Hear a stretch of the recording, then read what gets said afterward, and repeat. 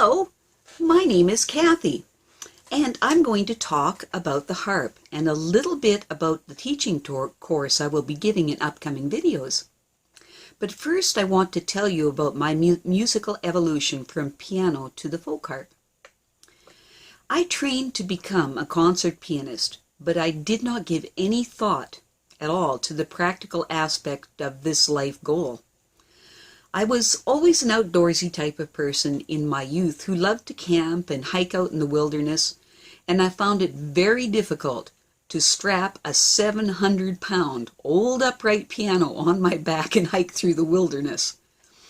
The piano had definite drawbacks for me in this area. Then there was the fact that you could not simply transport a 700-pound piano to any gigs that you had lined up. This meant that you had to depend upon the quality of the piano at the location of your gig. Most often, the piano was not very good and usually out of tune. There's no way you can sound good on that. All of these factors spelled the doom of any budding performance career I might have had. This was in the days before the invention of the electronic piano, but even then, people really want to experience an acoustic instrument. And then there is the physical beauty of an acoustic instrument. So all of the above reasons caused my dreams of performing in public to wash out. I always loved the sound of the harp, but could not see myself looking over the, forking over the close to $30,000 that was required to purchase a concert pedal harp. Way out of my price bracket. So I figured this dream was just not going to be possible. I had never heard of the folk harp back then. Then I became aware of the folk harp movement in the USA during the early 1990s, and I fell in love with it. My first harp was a 36-string harp that I made from a kit. It worked very well for me at that time. It was beautiful. Now, the folk harp is an ideal solution for me, as it pretty much has the versatility of a piano, and yet it weighs in at a mere 30 pounds. That's much easier to transport. That was definitely something I could move around and transport. Today, I have a Dusty Strings Ravenna 34 harp, which I dearly love. Now, many people feel drawn to the magical and spiritual sounds of the harp. The harp is a true healing instrument. All through myths and stories of old, the savage beast, the giant, the monster, all were calmed by the sound of the harp. And it is no mistake to see the reference of angels in heaven playing harps.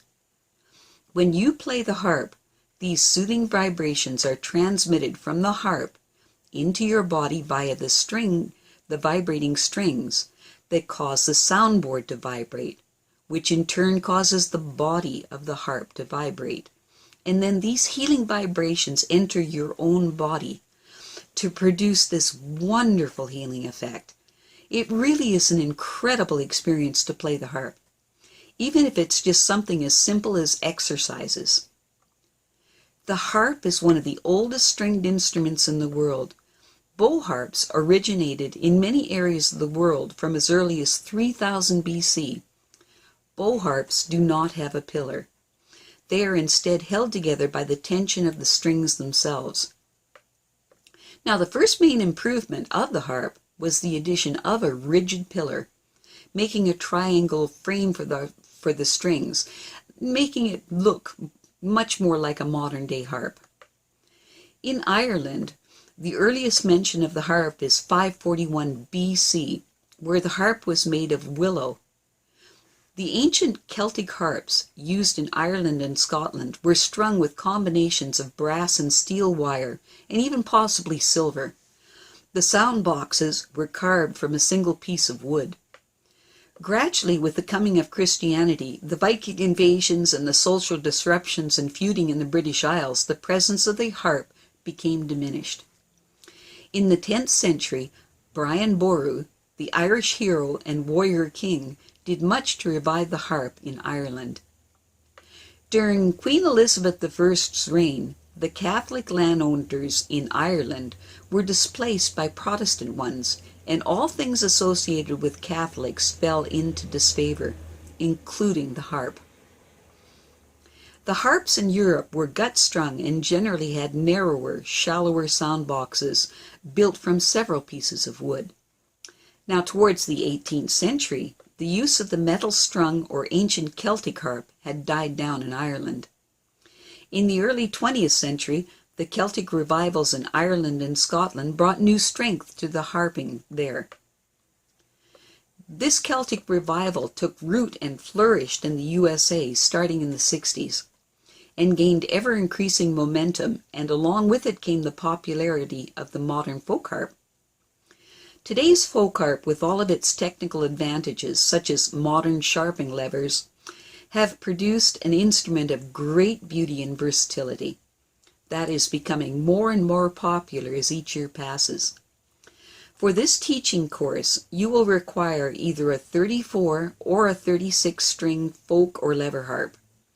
It is preferable for you to have a full set of sharping levers installed on your harp. However, if this is just not possible, you can begin this course with just the C and F sharping levers installed on your harp. I will be using the Teach Yourself to Play the Folk Harp book by Sylvia Woods as the primary course book, with the supplemental 52 Scottish Songs for All Harps book by Sylvia Woods. Sylvia Woods' music books are very good to use because they offer two different arrangements for each piece. One is an easy arrangement, the other is a more advanced version. The easy arrangement selections are a perfect addition to this basic course. I will be gearing the teaching course to the needs of the adult student. It is not meant for children, and it will move very quickly. And that's my goal, to get you to where you want to be as quickly as possible. I will also be teaching music theory and music arranging and composition for those of you that are so inclined. It may come as a great surprise to many of you to learn how creative you truly are. You never know until you give it a try. Teaching materials for this portion of the course will be provided in PDF attachments when it's required. In later videos, I will be teaching musical performance. Now, I started my musical life as a pianist, and I trained to be a concert pianist. I also taught for several decades, so I have extensive musical experience that I will share with you.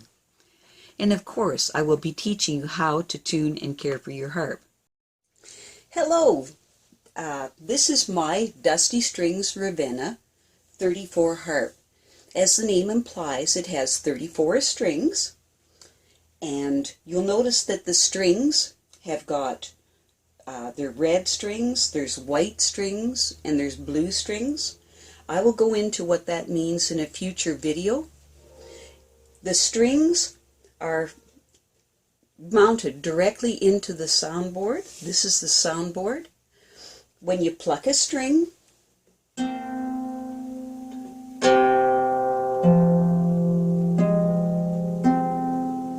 the vibration of the string goes into the soundboard, and it causes that soundboard to really vibrate a lot. And it moves into the body of the harp. This is the body of the harp.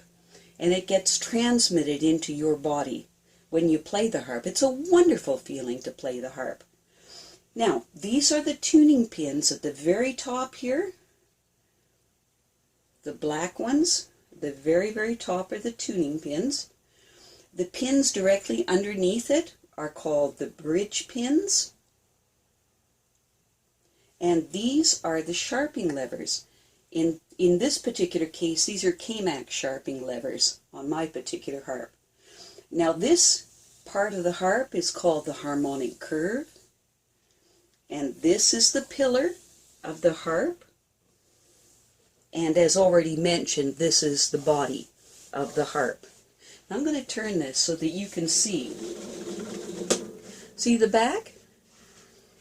These are sound holes. So when you hold this harp against you, all of those vibrations go directly into you. Now, when you play the harp, the instrument is placed between your legs and then pulled back to rest on your shoulders. It is very much like you are hugging it. Anyway, that's it for now. I look forward to seeing you with my next video in this series, which will be on tuning and caring for your harp. Till next time, take care and happy harping!